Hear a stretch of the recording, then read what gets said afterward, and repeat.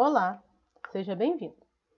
Na nossa aula de hoje, nós vamos dar início ao estudo do metabolismo. Nós vamos iniciar o nosso estudo pelo metabolismo de carboidratos.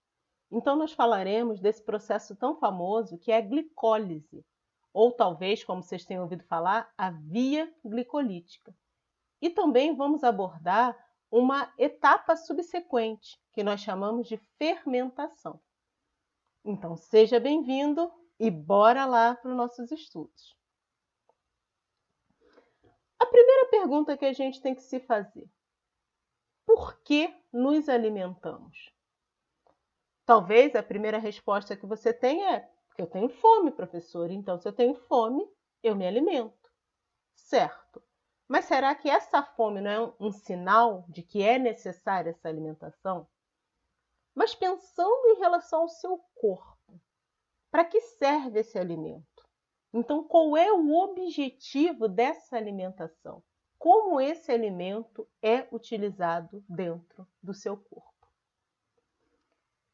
Uma outra pergunta que a gente pode fazer é: por que a gente respira? Por que o oxigênio é tão importante? É importante por quê? Para quê? Qual é o papel do oxigênio dentro do nosso metabolismo? Então, surge uma série de coisas na nossa cabeça que, assim, nós conhecemos, mas de uma maneira muito solta.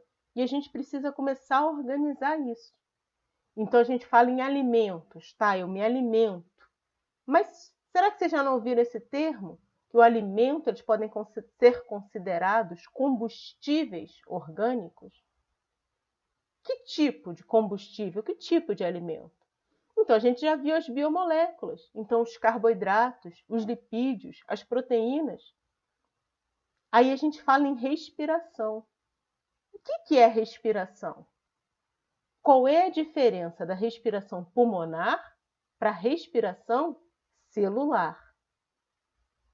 Qual é o papel do oxigênio? Ele é utilizado como e onde no nosso organismo? E o CO2 que eu estou expelindo? Qual é a origem dele? Como ele é formado? Por que ele é formado? Então, a gente vê que tem várias coisas que nós já conhecemos, que nós já ouvimos ao longo de toda a nossa trajetória acadêmica, mas que a gente precisa organizar. E nessa aula de hoje, a gente começa a organizar esse conhecimento. Então, a primeira coisa que a gente vai colocar: a gente começa o nosso estudo pela parte catabólica. Nós vamos observar o catabolismo, a degradação desses combustíveis orgânicos. Então, a gente já entendeu que o catabolismo é o quê? É a parte do metabolismo, onde as moléculas são degradadas e ocorre o quê? Uma formação de energia. Muito bem. Então, por que esse processo é necessário? Porque todas as células precisam de uma fonte energética. Tem célula que precisa menos, tem célula que só com um pouquinho de energia ela consegue se manter, mas tem célula que não, que a necessidade energética é elevada. Então, a produção de energia ali deve ser constante e em grandes quantidades.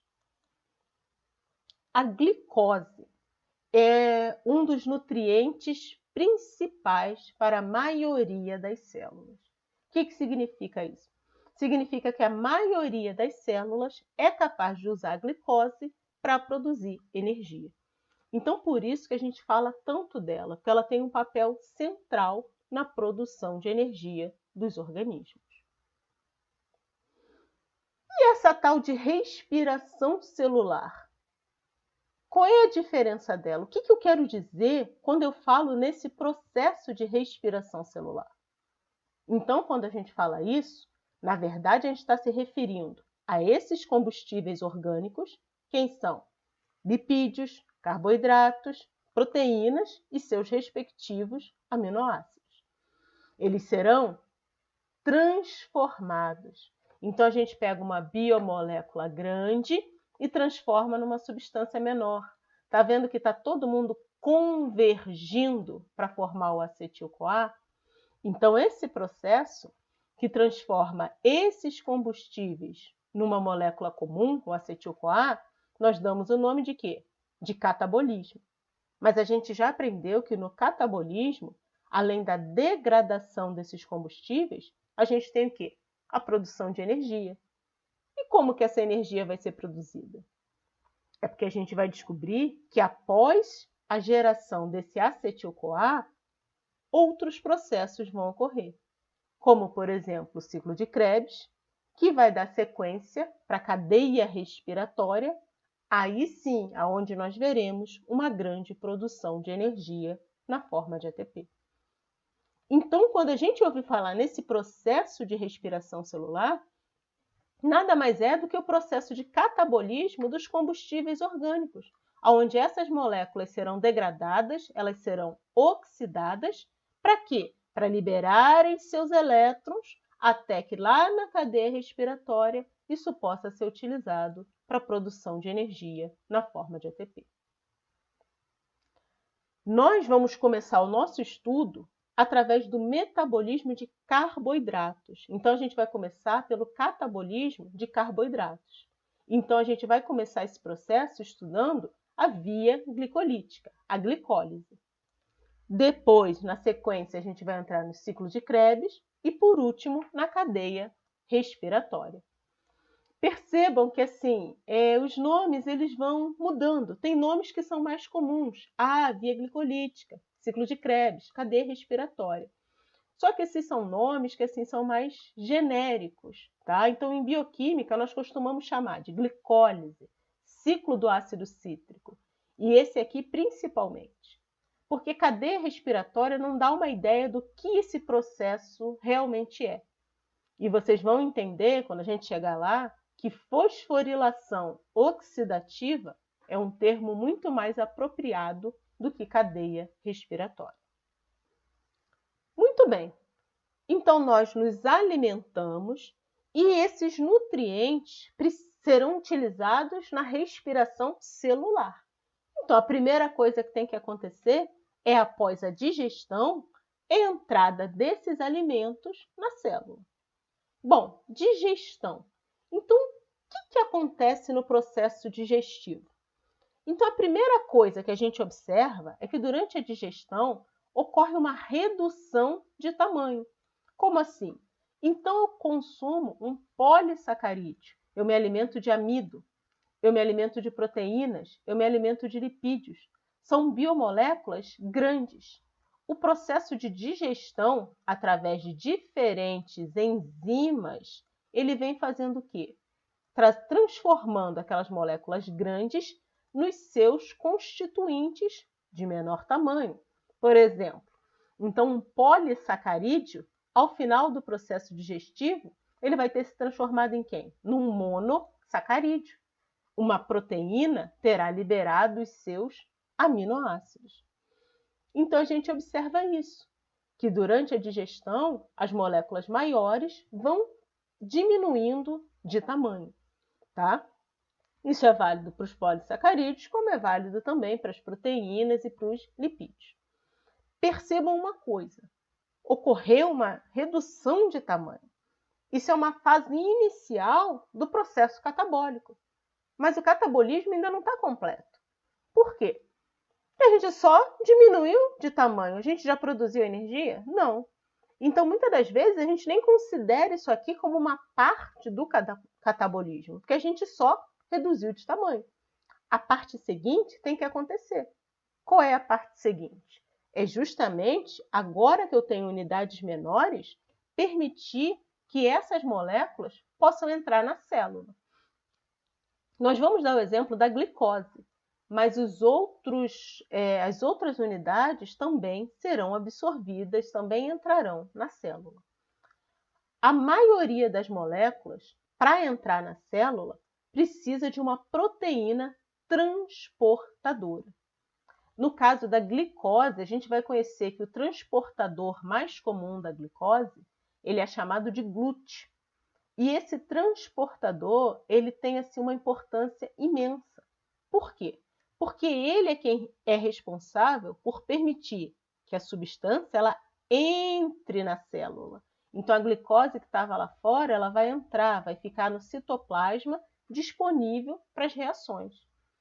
Ou depois a gente também vai descobrir que o contrário pode acontecer. O quê? Pode ser que ocorra o contrário. Uma molécula que está dentro da célula, ela possa sair. Mas o mais interessante, esses transportadores, eles são, em grande parte, específicos. Por que específicos? Porque quando a glicose ela chega perto da proteína transportadora, ocorre o quê? Transformação conformacional. O que quer dizer isso? A presença da glicose no seu respectivo transportador causa uma mudança de conformação.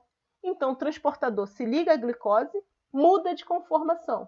Nessa mudança de conformação, a glicose que estava do lado de fora da célula consegue entrar. Tá? Então, essa transporte que ocorre, ela está relacionada a essa mudança de conformação e ela é específica. A interação da molécula ocorre de maneira específica com a proteína transportadora. Então, a gente fala muito da entrada, mas vai chegar um momento que a gente também vai falar da saída. E lembre-se, quem faz a entrada e a saída é o mesmo tipo de transportador. Muito bem. Então, agora que a gente já teve uma visão ampla, vamos olhar o que é realmente essa tal de via glicolítica, essa glicólise. Bom, em primeiro lugar, a gente vai perceber que a glicólise, olha esse nome, lise do glicídio, a lise, a quebra do açúcar. Então, essa via metabólica é uma via que vai permitir a transformação da glicose, uma molécula de 6 carbonos, em 2 moléculas de piruvato, cada uma com 3 carbonos.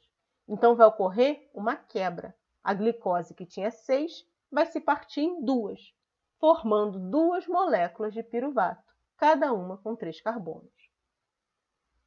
É uma via catabólica, ou seja, é um processo de catabolismo. A gente vai degradar essa glicose, a gente vai oxidar essa glicose de modo a produzir energia. Só que para isso acontecer, não é uma única enzima que atua nesse processo. É uma via metabólica. Então, nós veremos 10 enzimas trabalhando em sequência. E nesse processo ocorrem diversas reações. Ocorrem reações de fosforilação, reações de oxirredução, de isomerização. E aqui a gente vai ter o papel de quem? Da coenzima NAD. A gente vai ver a coenzima NAD se reduzindo durante o processo. Onde que a via glicolítica ocorre? Esse é um processo que está ocorrendo dentro da célula. Daqui em diante, toda vez que a gente estiver falando de respiração celular, nós teremos que saber em qual compartimento cada processo ocorre. Qual é a parte da célula onde isso está ocorrendo.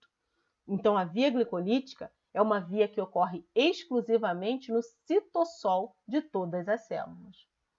Animais, vegetais, micro-organismos, todos realizam esse processo de glicólise.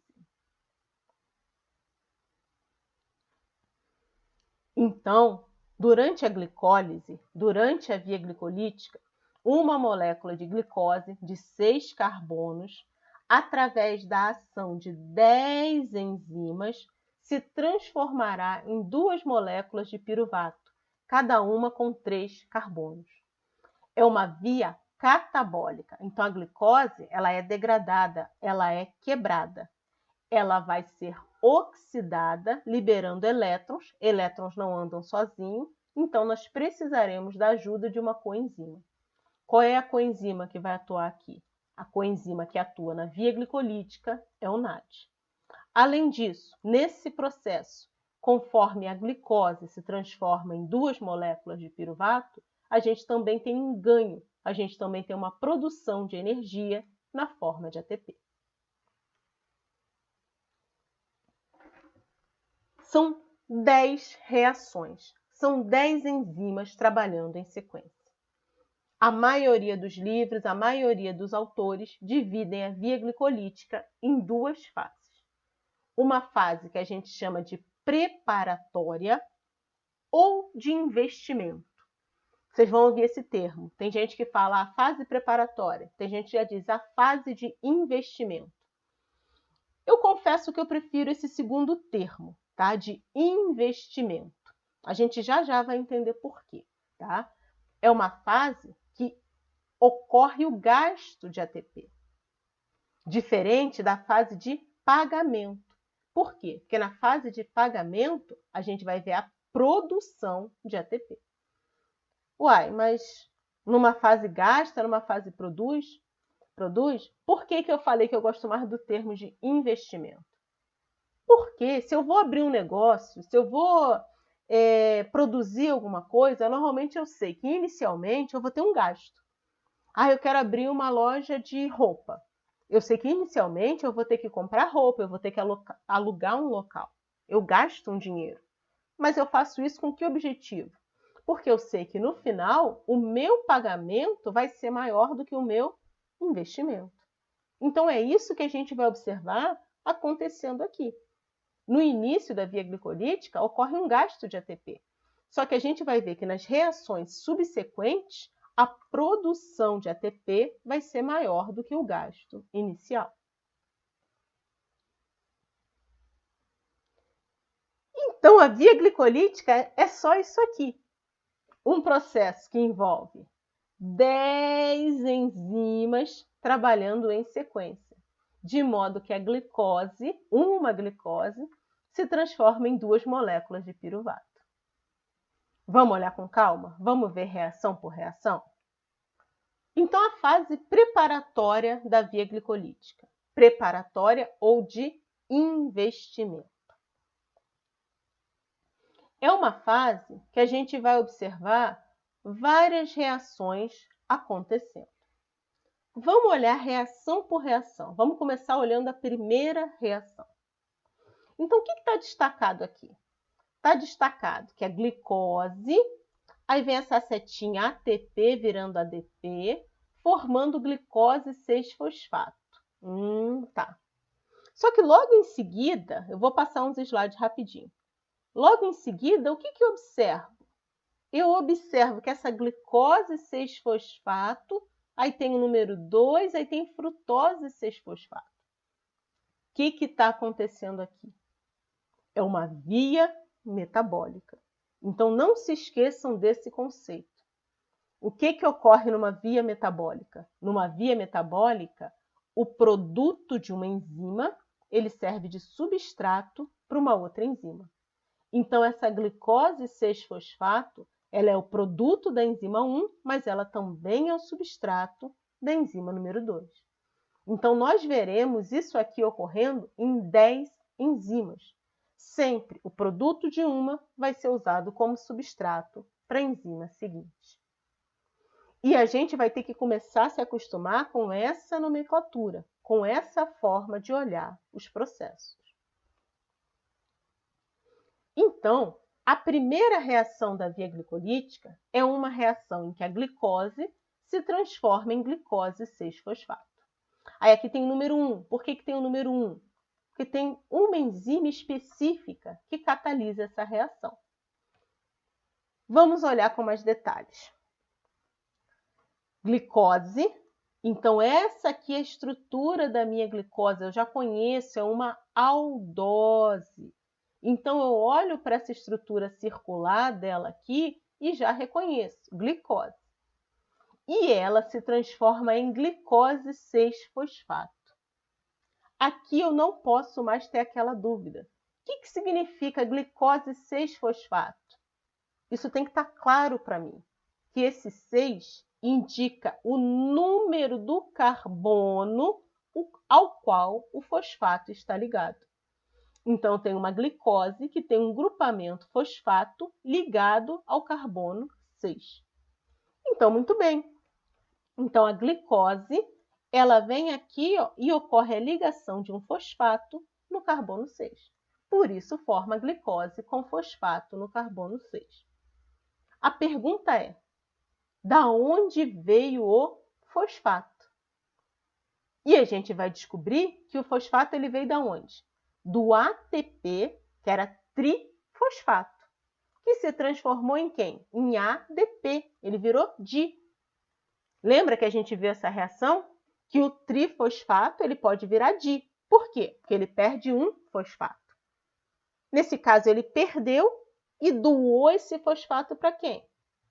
Para a glicose. Então, percebam o que está acontecendo aqui. A gente não vai, essencialmente, decorar as reações, mas nós temos que ser capazes de olhar a reação e conseguir interpretar.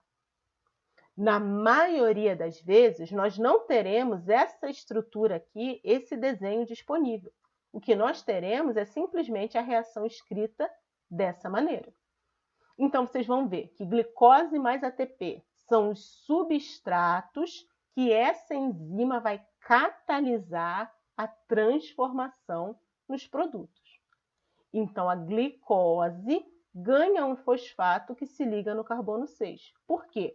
Porque o ATP trifosfato doou um fosfato para ela. Com isso, o ATP se transformou em difosfato. Mas quem é esse magnésio? Por que tem o magnésio escrito aqui em cima do nome da enzima? Porque o magnésio é o quê? Um cofator necessário para essa enzima. Lembra que a gente descobriu que algumas enzimas podem necessitar de cofator? Algumas enzimas podem necessitar de coenzima? Algumas enzimas podem necessitar de ambos, de cofator e de coenzima? Então, muitas enzimas que nós veremos daqui para frente ou necessitam de cofator, ou necessitam de coenzima, ou precisam de ambos. Então, vai ser muito comum a gente encontrar esse tipo de representação aqui. Então, muito bem. Então, na primeira reação da via glicolítica, que é uma reação catalisada pela enzima hexoquinase, a glicose ganha um fosfato do ATP e se transforma em glicose 6-fosfato. Essa glicose 6-fosfato ela vai seguir para onde? Ela vai seguir para o sítio ativo da segunda enzima.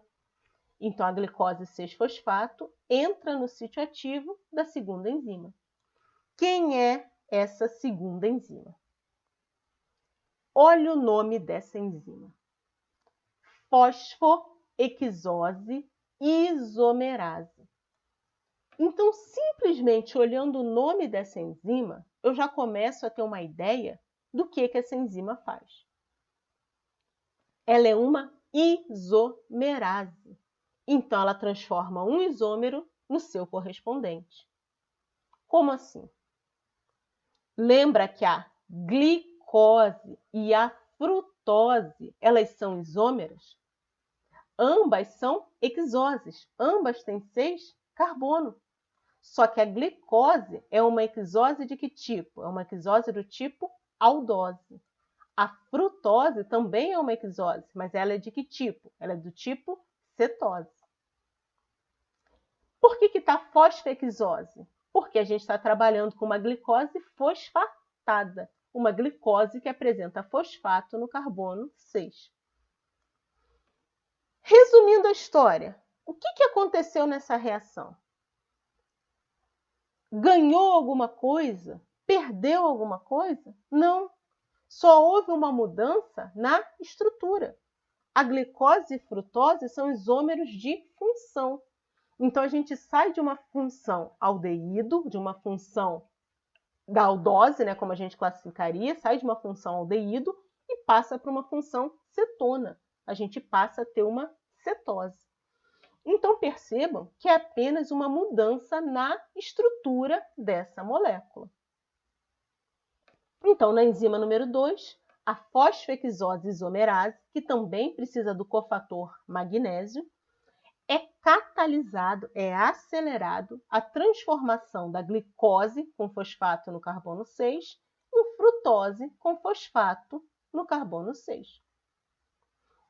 E essa frutose com fosfato no carbono 6 segue para o sítio ativo da terceira enzima. O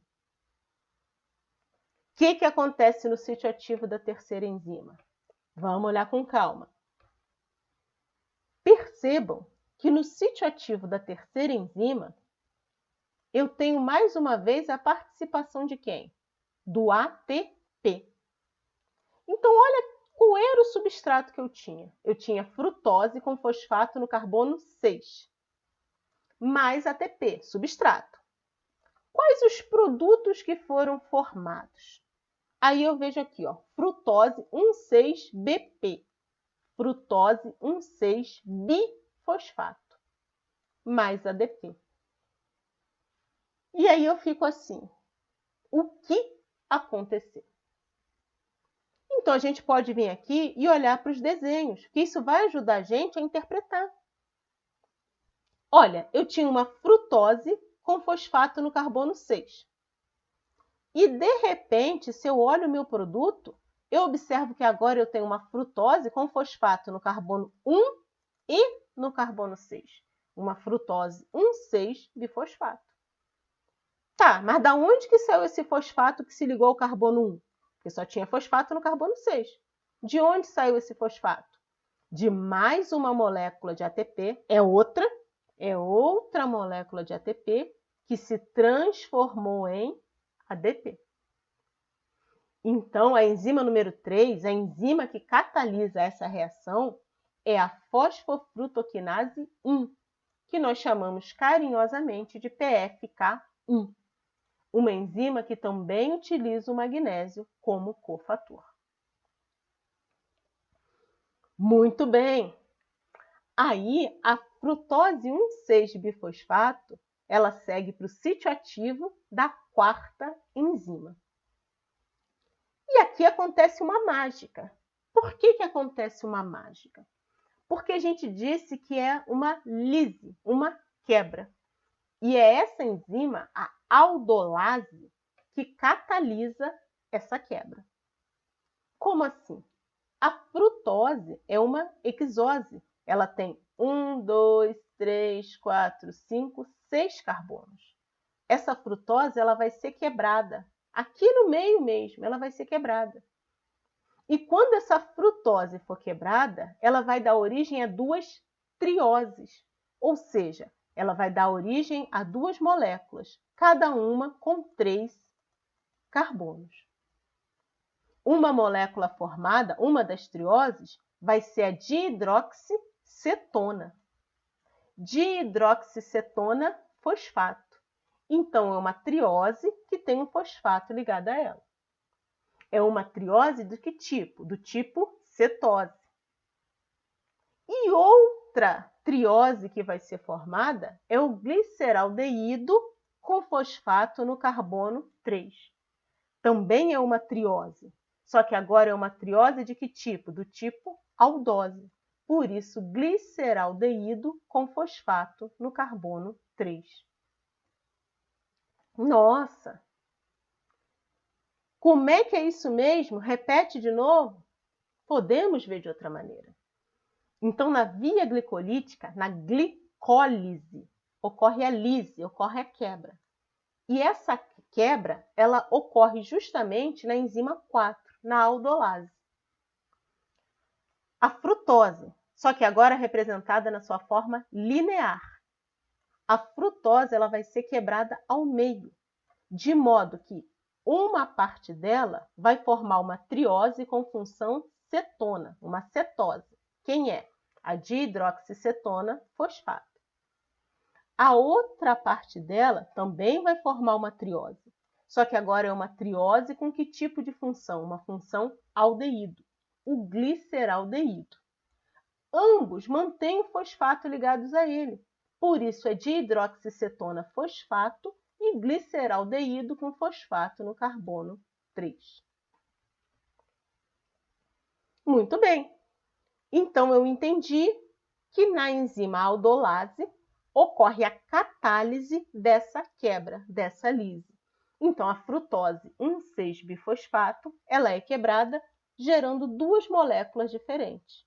o gliceraldeído 3-fosfato e a dihidroxicetona fosfato. Muito bem. Só que aí eu pego e volto lá no Leninger e vou olhar. E muitas das vezes a representação que eu vou encontrar é essa representação aqui. Gliceraldeído 3-fosfato, mas dihidroxicetona fosfato, aí vem uma seta. Aí, de repente, começa a aparecer vários númerozinhos, 2, 2, 2. Vejo a enzima número 6 e fico me perguntando, mas a gente não estava na 4? Aonde foi parar a enzima número 5? A enzima número 5, às vezes, ela fica escondida.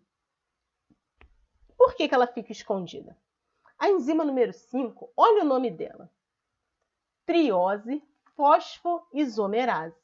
Opa, isomerase eu já conheço, isomerase eu já entendo. Então, eu já sei que uma isomerase ela só vai transformar uma molécula na outra. Então, o que eu percebo? Que essa isomerase, a enzima número 5, ela trabalha com quem? Ela trabalha com trioses. Então, olha quem que eu tenho aqui. Dihidroxicetona, uma triose com uma função cetona, que vai se transformar no seu isômero. Quem é o seu isômero?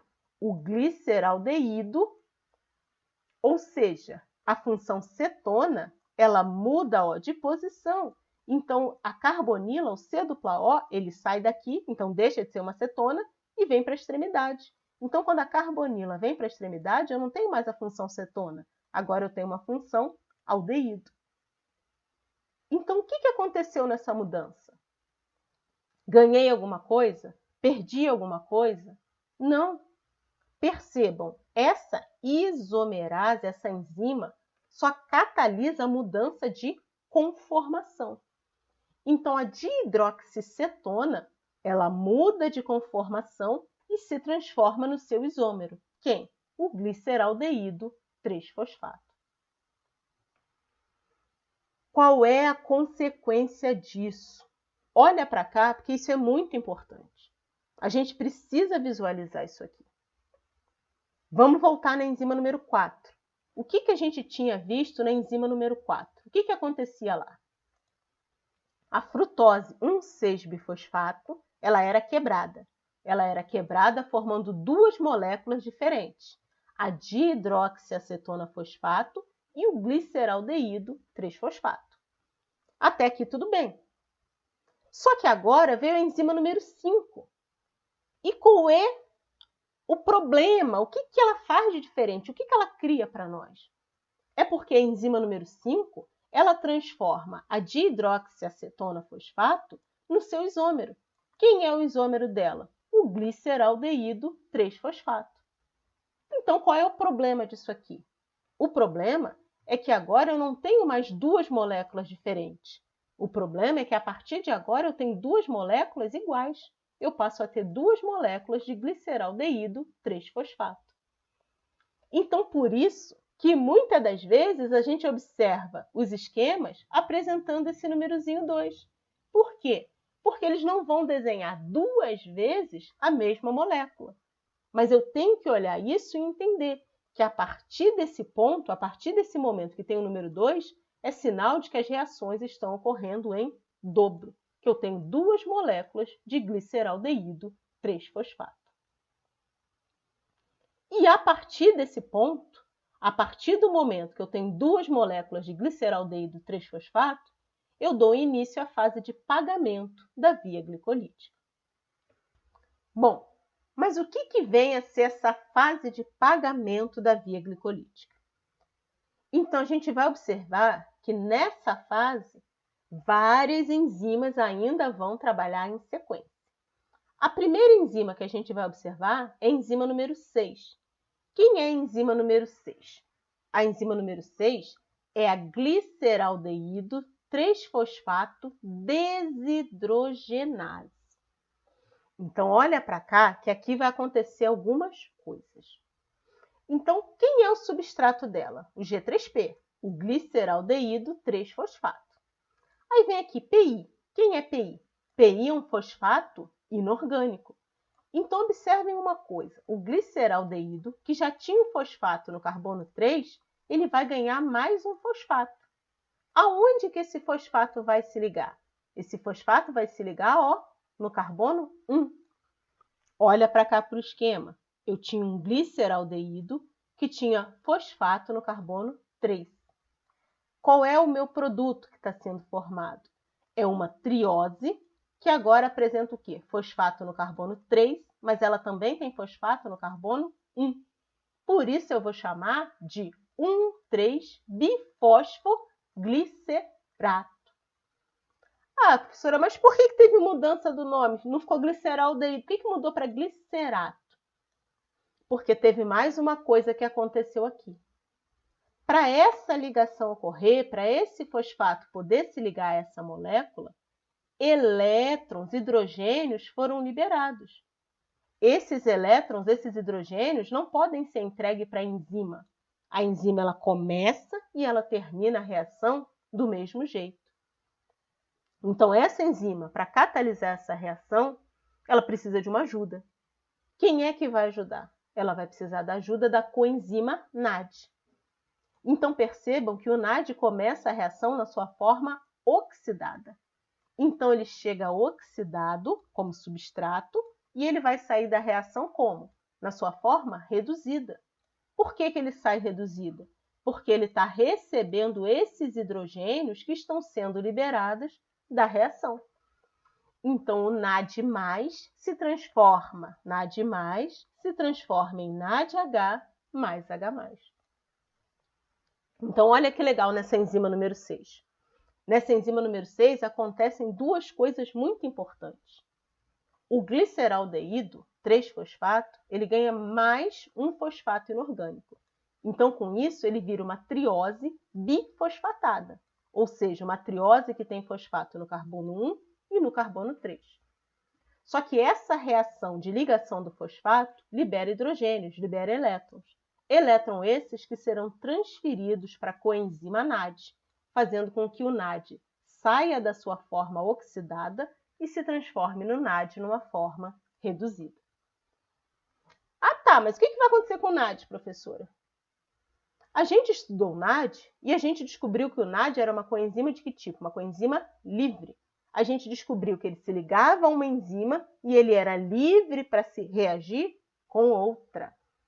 Então, o NAD ele sai do sítio ativo e ele fica livre procurando uma outra enzima que ele possa reagir. Vamos deixar o NAD, por enquanto, procurando a enzima dele. Vamos continuar prestando atenção no que está acontecendo com o 3-bifosfoglicerato. Ele segue para o sítio ativo da próxima enzima. Quem é a próxima enzima? A enzima número 7.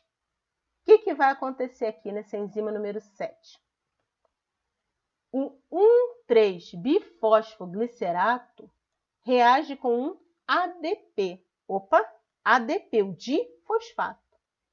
E gera como produto uma molécula de ATP, trifosfato. Como assim?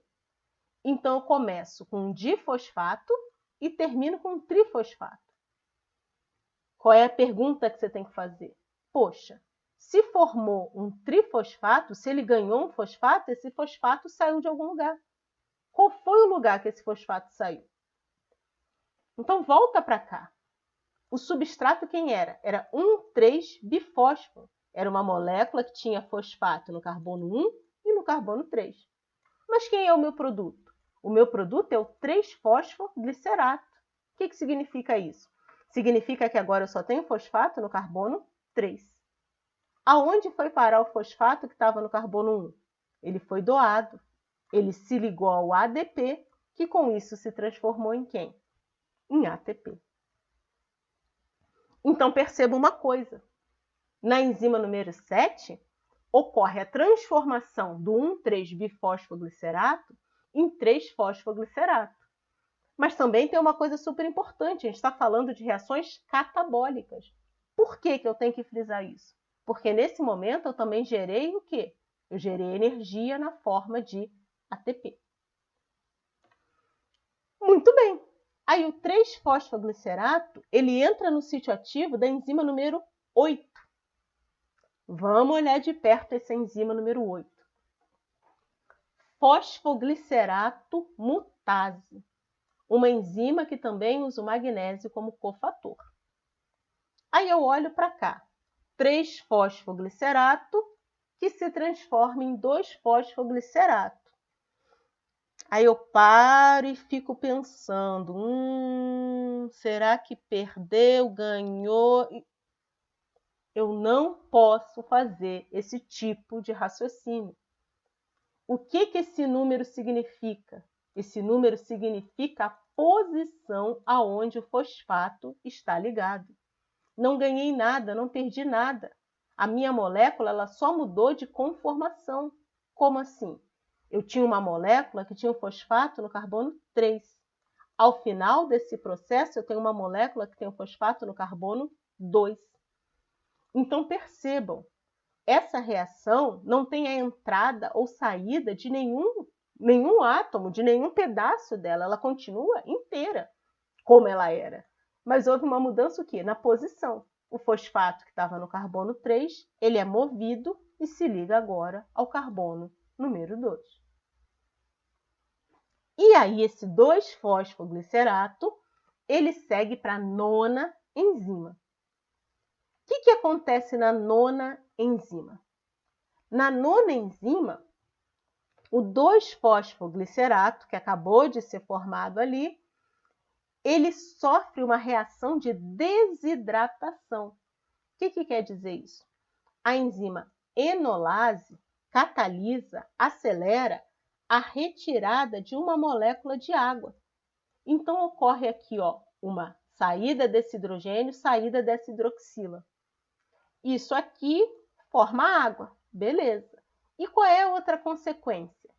A outra consequência é para esses carbonos garantirem as suas 4 ligações, garantirem todas as ligações possíveis, aqui passa a ocorrer uma ligação dupla. Muito bem. Então, é importante eu entender que na enzima 9, na enzima enolase, o 2-fosfoglicerato ele vai ser transformado no fosfenolpiruvato. Por quê? Porque nessa reação ele vai liberar uma molécula de água. Muito bem, esse fosfenolpiruvato nós chamamos comumente de PEP, fosfenolpiruvato. E esse PEP ele segue para o sítio ativo da enzima número 10. No sítio ativo da enzima número 10, na piruvato quinase, uma enzima que também usa o magnésio como cofator, a gente vai ver que esse PEP mais o ADP, os substratos, serão transformados no produto piruvato mais ATP. Olha o nome, fosfenolpiruvato. O que quer dizer isso desse PEP? Quer dizer que a gente já tinha a estrutura aqui quase prontinha. A gente tinha um piruvato que tinha um fosfato ligado a ele. Por isso era fosfenolpiruvato. O que aconteceu nessa reação? Ele fica só piruvato. Por quê? Porque ele perde esse fosfato.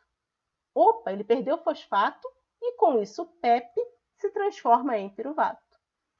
Mas esse fosfato ele fica livre? Ele fica aí solto na célula? Não. Esse fosfato ele é imediatamente transferido para quem? Para o difosfato, para o ADP. Que com isso o ADP se transforma em quem? Se transforma em ATP. Então, observe que nessa reação, o PEP, o fosfenolpiruvato, doa o seu fosfato para o ADP.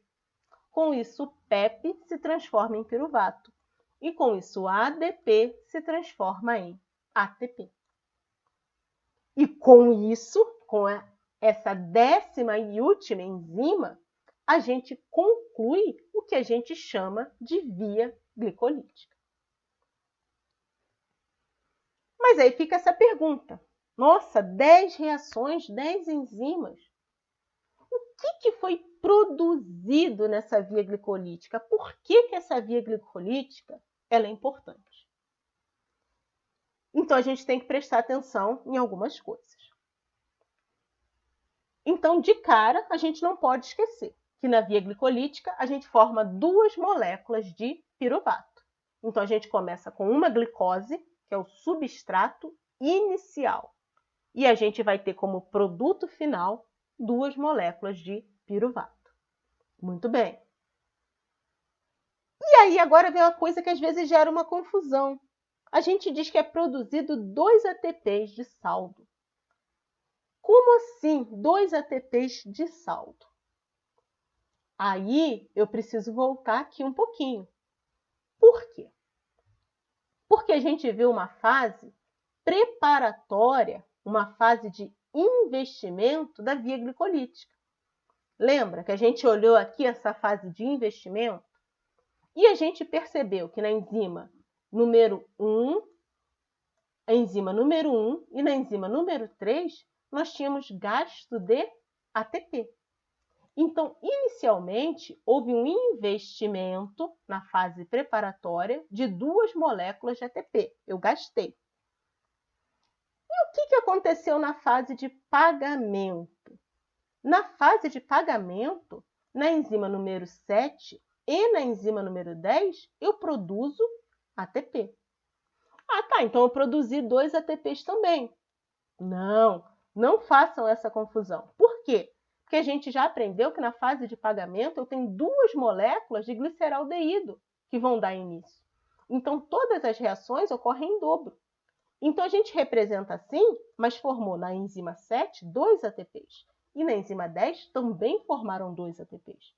Então, na fase de pagamento, quantos ATPs foram formados? Foram formados 4 ATPs. Então, se eu formei 4, mas eu tinha investido 2, qual é o meu saldo? Como assim saldo, professora? Lucro. É isso que eu tenho que pensar. Porque eu não posso simplesmente dizer para você a via glicolítica produz 4 ATPs. Sim, mas será que isso é o lucro dela? Não, porque ela produziu 4, mas antes ela tinha gasto 2. Então, a gente diz que o saldo bruto até pode ser 4, mas o saldo líquido é de apenas 2 ATPs. O que é o saldo líquido? É a diferença do que foi investido e o que foi produzido. Tá? Então, prestem atenção nesses termos. É muito comum a gente falar, a via metabólica teve um saldo bruto. Então, a via glicolítica, o saldo bruto é 4. Qual é o saldo líquido? O saldo líquido é tudo que foi produzido menos tudo que foi gasto. Então, o saldo líquido é de apenas 2 ATPs. O que mais é produzido nessa via glicolítica? São produzidas 2 moléculas de NADs reduzidos. Onde que são produzidos esses NADs reduzidos? Tá fácil. Na enzima número 6, a gente vê a produção de NADs. Sabendo que está tudo acontecendo em dobro, então eu já sei que na enzima número 6 eu tenho a produção de 2 unidades de NAD reduzido. Muito bem. Só que a gente precisa ter em mente que existem outros monossacarídeos além da glicose. A glicose é o monossacarídeo mais comum, mas existem outros. Por exemplo, uma frutose. Será que se eu consumir um alimento rico em frutose, eu não vou utilizar isso para produzir energia? Claro que eu vou. Então, a gente vai descobrir que outros monossacarídeos podem e serão utilizados na via glicolítica. Como assim? A frutose, lá no tecido adiposo, existe uma enzima específica, existe um processo que transforma ela em frutose 6-fosfato. Uma frutose que tem fosfato no carbono 6. Quando isso acontece, pessoal, essa enzima que usa a frutose 6-fosfato, ela não pergunta: frutose 6-fosfato, qual é a sua origem? Você veio a partir da glicose ou você veio diretamente da frutose? Ela não pergunta isso. Ou seja, se tiver presença de frutose 6-fosfato, o processo vai continuar daqui em diante. Então, percebam, nessa condição, se tiver frutose que se transformou em frutose 6-fosfato, essa parte inicialzinha aqui não vai precisar acontecer. Mas isso se for no tecido adiposo. Porque se for no fígado, o processo é um pouquinho diferente. Porque no fígado existem enzimas diferentes. E lá no fígado, o que vai acontecer é que essa frutose vai dar origem às duas trioses. E aí a gente vai perceber que o processo vai ser capaz de começar a partir das trioses. Ele vai começar lá na fase de pagamento. Nossa! Sim, a gente vai perceber que existem variações, que existem desvios que podem acontecer nesse processo. Tudo depende de quê? De que haja enzimas disponíveis para formar os intermediários da via glicolítica. Se tiver disponibilidade de intermediário, o processo vai poder acontecer. Muito bem. Então, a via glicolítica é uma via catabólica que transforma uma molécula de glicose em duas moléculas de piruvato. Formou piruvato. Para quê? O que vai acontecer com esse piruvato? Então, o piruvato ele vai continuar sendo usado na célula, vai continuar sendo usado no metabolismo. Então, a gente precisa perceber isso, que a glicose, através das 10 reações que nós visualizamos, se transformou em 2 piruvatos. E o destino desse piruvato depende de algumas coisas.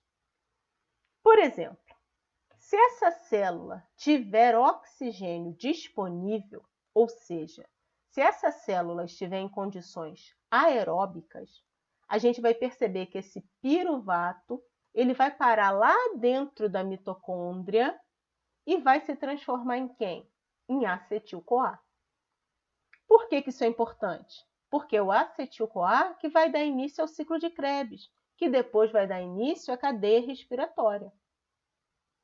Mas isso só vai acontecer do piruvato ir para a mitocôndria e se transformar em acetil-CoA se essa célula estiver em aerobiose, ou seja, com oxigênio disponível. Mas se for uma célula que estiver em anaerobiose, ou seja, com concentrações muito baixas de oxigênio. Nesse caso, o processo que acontece é um pouquinho diferente, porque nesse caso, o piruvato ele permanece no citossol, a via glicolítica aconteceu no citossol. E aí, na ausência de oxigênio, o piruvato permanece no citossol. E aí vai acontecer o processo que nós chamamos de fermentação. Alguns organismos fazem uma fermentação que transforma esse piruvato numa outra molécula, o lactato. Porém, já tem organismos que pegam o piruvato, fazem fermentação também, mas a fermentação gera uma outra substância, o etanol. Então, olha só que legal. A gente tinha visto até aqui, até a formação do piruvato. Aí fica uma pergunta. O que vai acontecer com o piruvato? Depende. Depende de quê? Depende das condições da célula. Por quê? Porque se tiver oxigênio, se tiver em aerobiose, piruvato vai para a mitocôndria virar acetil-CoA. Porém, se essa célula estiver em anaerobiose, piruvato permanece no citossol. E aí vai ocorrer o processo que nós chamamos de fermentação. Alguns organismos fazem uma fermentação que gera lactato, enquanto outros organismos fazem uma fermentação que gera etanol. Muito bem, então tenham isso em mente. O destino do piruvato depende, em primeiro lugar, da disponibilidade de oxigênio. Então, quando tem bastante oxigênio disponível, o piruvato ele vai para a mitocôndria. O piruvato ele é formado no citossol. A via glicolítica ocorre no citossol. Então, se tem oxigênio, ele vai para a mitocôndria. O que acontece lá na mitocôndria? Piruvato vira acetil-CoA, acontece o ciclo de Krebs e a cadeia respiratória. Porém, se não tiver oxigênio disponível na célula, se a concentração de oxigênio for baixa, essa célula vai estar numa condição que nós chamamos de anaerobiose, ausência de oxigênio. Então, nessa situação, que o piruvato vai fazer na mitocôndria se está faltando oxigênio? A gente não tem mania de dizer que a mitocôndria é uma organela aeróbica, uma organela que usa o oxigênio? Então, se está faltando oxigênio, a gente vai ver que não é interessante o piruvato ir para lá. Então, nesse caso, o piruvato permanece no citossol e aí vai ocorrer o processo que nós chamamos de fermentação. O tipo de fermentação depende da célula e do organismo que está realizando. Existem vários tipos de fermentação. Nesse curso, nós vamos nos concentrar nesses dois tipos, na fermentação que gera lactato e na fermentação que gera etanol. Muitas das vezes, a gente chama esse processo de fermentação de glicólise anaeróbica, ou a gente também chama de respiração anaeróbica. Eu quero que vocês tomem cuidado com uma coisa. Pode chamar de glicólise anaeróbica? Até pode. Mas você tem que entender que aqui a gente está dividindo muito bem o processo. Então, aonde que começa, aonde que termina a glicólise? A glicólise começa com a glicose e termina com o piruvato. Quando falta oxigênio, ocorre um pedacinho extra, que é esse pedacinho que a gente chama de fermentação. Mas percebam, é um pedacinho extra. Ele não faz parte da glicólise, ele não faz parte da via glicolítica. Então, cuidado com esses termos que tentam generalizar. No ensino médio, legal.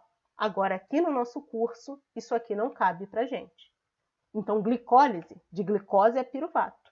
Fermentação é a partir do piruvato. É um dos destinos, um dos usos do piruvato.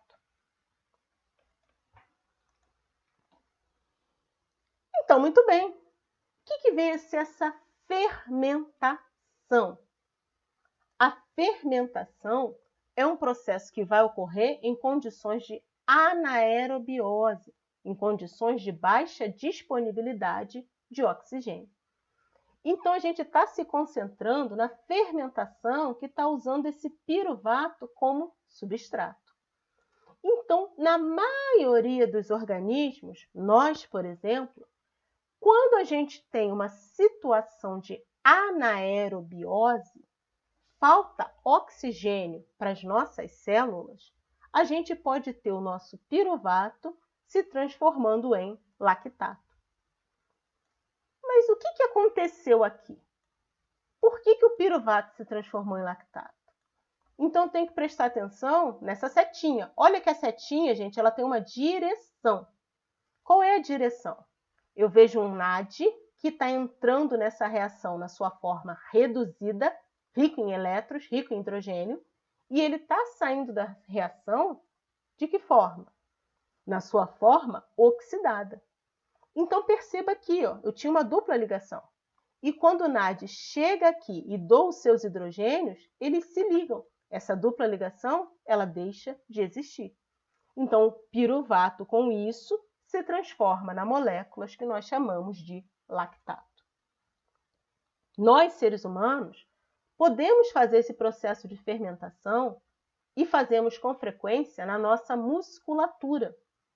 Então, a gente está lá, acorda um dia muito bem disposto, aquele domingo de manhã, e você diz, vou caminhar, vou fazer uma corridinha bem leve. Só que você é daquele tipo eu, assim, né, que não é muito, né, de fazer exercício. E você começa caminhando e vai se empolgando quando você vê você está correndo. E daqui a pouco você começa a ficar como? Começa a ficar ofegante. Parece que está faltando oxigênio. E realmente está. Por quê? Porque como você não tem um preparo físico, você não tem aquele costume, você não consegue levar o oxigênio com a necessidade, com a velocidade que as suas células necessitam. Então, a sua musculatura que está ali trabalhando, ela começa a ter uma redução no nível de oxigênio. Se reduz o nível de oxigênio, é sinal de que aquela célula da musculatura começa a entrar num processo de anaerobiose. Qual é o resultado disso? Nessa situação, o piruvato ele permanece no citossol, disponível para a enzima lactato desidrogenase. A lactato desidrogenase vai catalisar a transformação do piruvato em lactato. Processo esse que, para ocorrer, depende que um NAD ele chegue reduzido, deixe seus hidrogênios e, com isso, ele saia da enzima de forma oxidada. Muito bem, mas existem alguns organismos que também fazem um processo de fermentação, mas a fermentação ela é um pouquinho diferente. Por quê? Porque nesses organismos nós teremos uma outra enzima participando, uma enzima chamada de piruvato descarboxilase. O que essa enzima faz? Então perceba que o piruvato é uma triose, tem 3 carbonos. Na piruvato descarboxilase, um carbono é o quê? Liberado. Então, o piruvato que tinha 3 carbonos, perde um carbono. Ele é descarboxilado. Com isso, ele se transforma numa molécula chamada de acetaldeído. Esse acetaldeído, que é o produto da piruvato descarboxilase, vai servir de substrato para uma outra enzima, a álcool desidrogenase. O que acontece nessa enzima, nessa álcool desidrogenase? O acetaldeído ele vai receber os elétrons que um NAD reduzido vai doar para ele. Então, o NAD ele chega no sítio ativo dessa enzima, trazendo os seus hidrogênios, e doa esses hidrogênios para o acetaldeído. Quando o acetaldeído recebe esses hidrogênios, ele se transforma numa molécula de etanol. Então, muitos organismos fazem a fermentação do tipo alcoólica. Por exemplo, existem processos de fermentação, por exemplo, eu vou gerar uma fermentação de uma champanhe, por exemplo. Essa fermentação de uma uva, de uma champanhe, é algo que pode ocorrer de uma maneira natural e libera quem? Libera gás carbônico, libera gases ali naquele processo. Um outro processo comum que a gente vê muito, quando a gente vai fazer pão caseiro. Quem já viu pão caseiro? O que é um fermento caseiro? É um fermento que a gente mistura ele ali na massa e a gente fala, tem que deixar a massa crescer. O que é essa massa crescer? Essa massa aumenta de volume. Por que essa massa aumenta de volume? Porque ocorre a liberação de CO2. Então, naquela massa ali, que eu misturo o fermento, deixo num cantinho abafado, diminui a concentração de oxigênio. Então, ocorre um processo de fermentação. E aquele micro-organismo que está presente lá no meu fermento biológico, ele faz a fermentação do tipo alcoólica. Então, nesse processo, libera CO2, que é justamente isso que faz a massa crescer. Ah, professora, mas então, sim, também gera etanol nesse processo. Mas é uma quantidade muito baixa, né? Se a gente for pensar na fabricação de pão. E ainda assim, nessa condição, quando a gente coloca essa massa no forno, quando a gente coloca para crescer, né, esse etanol, ele evapora. Então, na produção de pão, a gente busca o quê? A gente busca o CO2, que é para a massa crescer. Mas numa fermentação tipo de um vinho, o objetivo maior é justamente o quê? É produzir o máximo de álcool ali presente para eu ter uma bebida fermentada alcoólica. Nós não fazemos a fermentação do tipo alcoólica. Nós não possuímos essa primeira enzima aqui, a piruvato descarboxilase. Então, nós não somos capazes de pegar o piruvato e transformar em acetaldeído. Logo, não podemos formar o etanol. Tá, entendi. Então, quando o nível de oxigênio diminui na célula, o piruvato, que acabou de ser formado na via glicolítica, ele vai permanecer no citossol e vai sofrer o processo de fermentação, que pode ser do tipo lática, que forma lactato, mas pode ser do tipo alcoólica, que gera o etanol. Mas para que isso? Qual é o objetivo disso? Então, a gente precisa voltar e lembrar um pouquinho do que a gente falou sobre o NAD. A gente estudou o NAD e a gente descobriu que o NAD era uma coenzima livre. O que quer dizer isso? A gente descobriu que em uma enzima, o NAD ele chega oxidado e ele sai reduzido. Só que o que isso está fazendo? Isso está transformando o NAD oxidado em NAD reduzido. Diminui a quantidade de oxidado, aumenta de reduzido. O que a gente falou sobre isso? A gente falou que precisa haver um equilíbrio. Então, aquele reduzido precisa voltar a ficar oxidado. O NAD é uma coenzima livre. Então, o primeiro processo ocorre em uma enzima. Ele chega oxidado, ele sai reduzido. Ele sai e procura uma outra enzima para fazer o processo contrário. Numa enzima que ele chega reduzido e ele sai oxidado. É isso que está acontecendo aqui. Por quê? Porque na via glicolítica, quando a glicose se transforma em piruvato, se a gente olhar a reação da enzima número 6, a gente vai ver que o NAD chegou oxidado e o NAD saiu como? O NAD saiu reduzido. Então, olha lá na via glicolítica. Você vai ver que o NAD, na enzima 6, ele chega na forma oxidada e o produto da enzima 6 é um NAD reduzido. Muito bem. Então, NAD, que estava oxidado, se transformou em NAD reduzido. Preciso do equilíbrio. O reduzido precisa voltar a ficar oxidado. Aonde que isso está acontecendo? Isso está acontecendo aqui, ó, no processo de fermentação.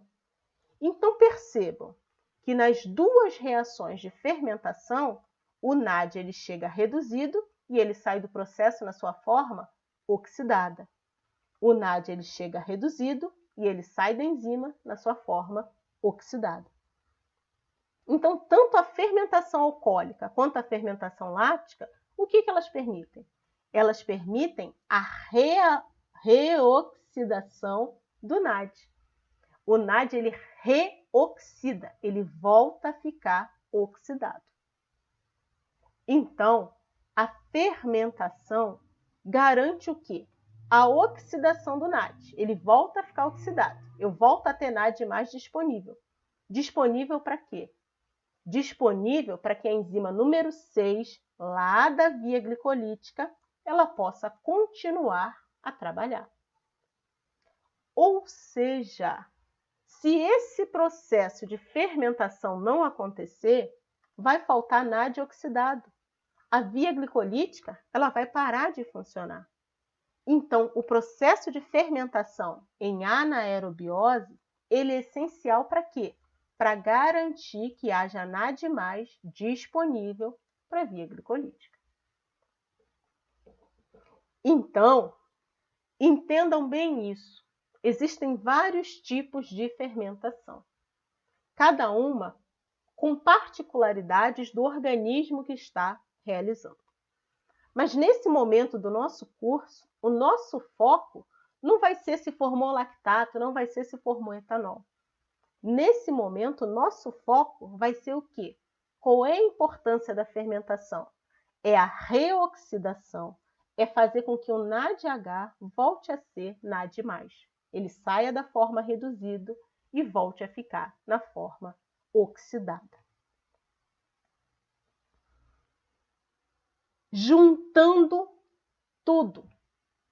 A via glicolítica é uma via onde uma molécula de glicose se transforma em 2 moléculas de piruvato. Nesse processo, eu tenho um ganho, um saldo líquido de 2 ATPs. Só que nesse processo, 2 moléculas de NAD, elas entram oxidadas e elas terminam a via glicolítica na sua forma reduzida. Para garantir o equilíbrio, quando a célula está em anaerobiose, o piruvato precisa ser fermentado. O que é a fermentação? É a utilização desse piruvato em anaerobiose. Algumas células usam esse piruvato para formar o lactato. Tem outras células que usam o piruvato para formar o etanol. Mas o que as duas células têm em comum? Em ambas, o processo de fermentação faz com que o NAD volte a ficar oxidado. E por que isso é importante? Porque esse NAD oxidado ele está sendo utilizado na via glicolítica. Então, entendam uma coisa, pessoal. A gente hoje começou o estudo das vias metabólicas que levam à produção de energia. Nesse primeiro momento, nós estudamos a via glicolítica e vimos que ocorre um processo contínuo a ela quando falta oxigênio, um processo que a gente chama de fermentação. Nós vimos o nome de várias enzimas. Só na via glicolítica foram 10, na fermentação lática mais uma, na fermentação alcoólica mais 2. Daqui por diante, nós veremos várias enzimas, vários intermediários. Professora, eu posso decorar? Pode, até pode. Mas não vai ser isso que vai resolver o seu entendimento. Não é isso que vai garantir o seu entendimento.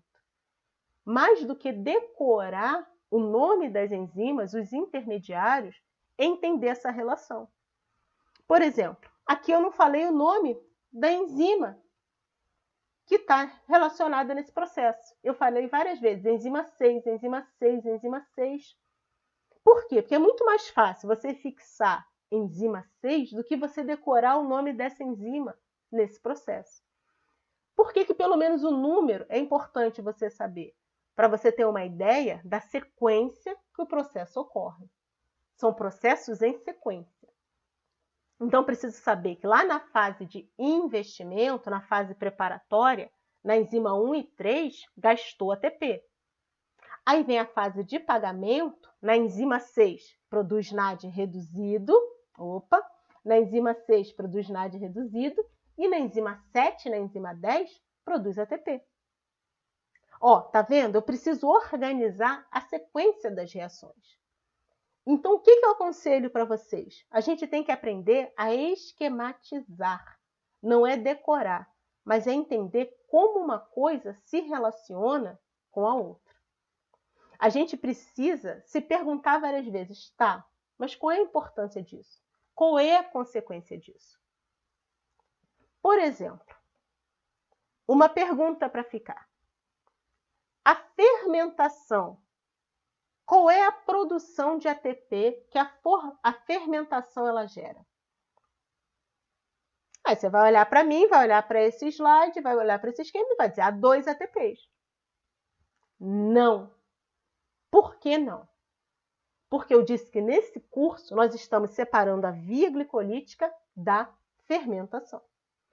Então, dá uma olhada nos slides da fermentação. Tem produção de ATP na fermentação alcoólica? Você está vendo ATP ser produzido? Não. Tem produção de ATP na fermentação lática? Não. Então, a produção de energia que ocorre em anaerobiose, ela é exclusivamente da via glicolítica. A produção de ATP não é da fermentação. Mas por que a fermentação é importante, então, se ela não está produzindo energia?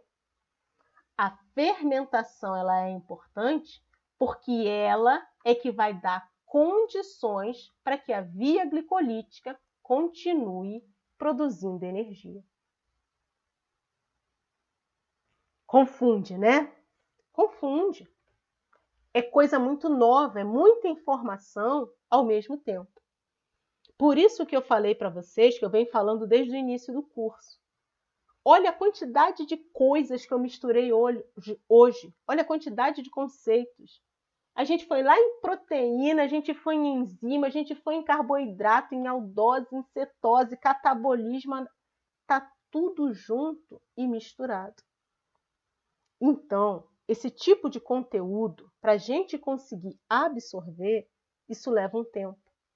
Você vai ter que chegar, pegar o livro, chegar, ver o vídeo de novo, ver outros vídeos que estão disponíveis lá no AVA, para você começar a organizar o seu raciocínio. E aí, depois que você já fez tudo isso, aí você passa para os estudos dirigidos, para você começar a entender alguma daquelas questões que estão lá. Beleza? Até a próxima aula!